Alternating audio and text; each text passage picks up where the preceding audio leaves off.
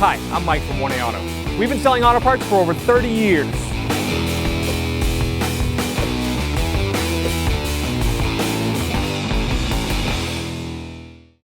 What's up guys, I'm Andy from 1A Auto. Today I'm going to show you how to reset the fuel filter light in this 2013 Ford F250 with a diesel.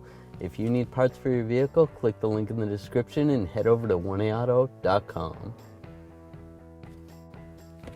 We're going to take the ignition key, stick it in the ignition, turn the key to the on position without starting the vehicle.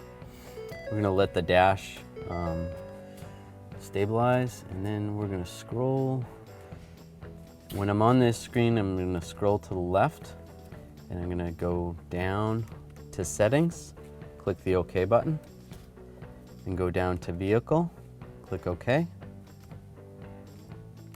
and then we'll scroll down to maintenance, and then fuel filter life, click OK, hold the OK button down,